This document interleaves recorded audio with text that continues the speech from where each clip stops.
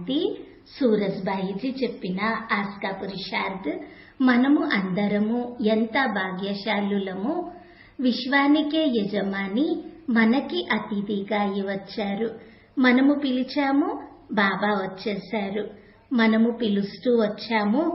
ఎప్పుడెప్పుడు ధర్మగ్లాని జరుగుతుందో అప్పుడు భగవంతుడు అవతరిస్తారు అనే వాగ్దానమును కూడా గుర్తు చేయిస్తూ వచ్చాము. ఇక బాబా వచ్చేశారు. చెప్తున్నారు, పిల్లలు సర్వశక్తివంతుడైన నాతో బుద్ధియోగము జోడించండి, అప్పుడు మీకు శక్తులు లభిస్తాయి, వికర్మలు వినాశనమవుతాయి. మీరు స్వదర్శన చక్రధారిగా కండి, అప్పుడు కూడా మీరు దేవతగా అవుతారు, వికర్మల భారము తేలిక పడుతుంది అని. మనము సర్వశక్తివంతునితో యోగము జోడించి ఎంత శక్తులు బాబా నుండి పొందుతాము అంటే విశ్వమంతటిపై రాజ్యం చేయగలుగుతాము.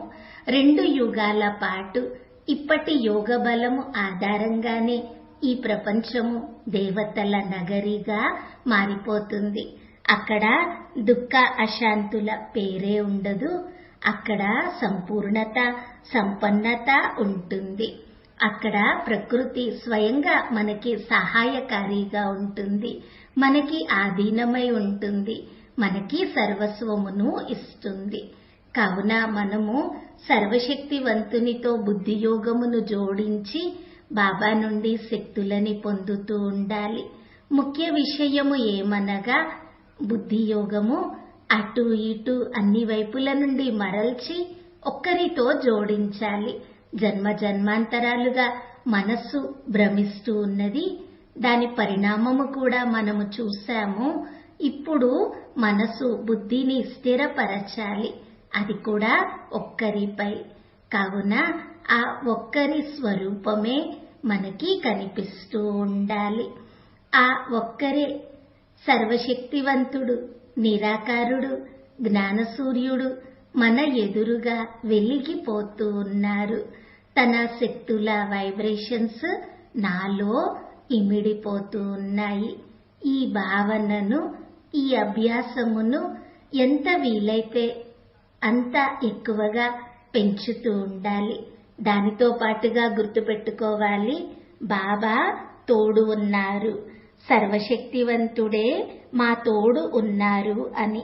అప్పుడు కూడా బాబా యొక్క శక్తులు మనలో ప్రవేశిస్తూనే ఉంటాయి. కావున రండి, మనము అందరము శ్రేష్ఠ యోగిగా అవుదాము. యోగిగా అవ్వాలి అంటే పవిత్రత ఎంతో సుందరంగా ఉండాలి. మనసును అన్ని చిక్కుల నుండి ముక్తపరచి సరళ చిత్తులుగా అవ్వాలి. తన బుద్ధిని ఎంతో స్పష్టంగా, స్వచ్ఛంగా చేసుకోవాలి. మరియు పుణ్యకర్మలపై ఎంతగానో అటెన్షన్ ఇవ్వాలి. శ్రేష్ఠ యోగి జీవితము కోసము ఈ 4 స్తంభాలు మనము చక్కగా తయారు చేసుకుంటే బుద్ధియోగము ఏకాగ్రమవుతుంది. ఇలా చేయనిదే మనము యోగములో స్థిరత్వము పొందలేము. మన వద్ద పవిత్రత అంతగా బాగా లేకపోయినా, మనసు భ్రమిస్తూ ఉన్నా, వాసనలు తమ వైపు లాగుతూ ఉంటే, కర్మేంద్రియాల ఆకర్షణ ఉంటే పరమాత్మని వైపు ఆకర్షితం అవ్వలేము. బుద్ధిలో ఏదైనా చెడు ఉంటే ఆ చెడు ఉన్న బుద్ధిలో పరమాత్ముని వాసము సాధ్యము కాదు. మన బుద్ధి తనపై ఏకాగ్రమవ్వదు. ఎందుకనగా పరమాత్ముడు పరమ పవిత్రులు, మరి మన బుద్ధి కూడా పవిత్రంగా అవ్వాలి.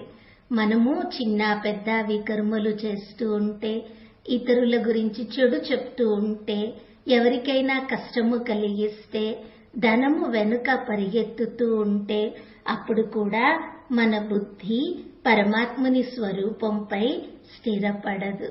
ఎందుకనగా పాపము బుద్ధిని భారంగా చేస్తుంది, పైకి ఎగరనీయదు. కావున ఈ 4 ఆధారములు లేక స్తంభములు మనము ధారణ చేయాలి. ఈ రోజంతా చక్కగా అభ్యాసం చేద్దాము.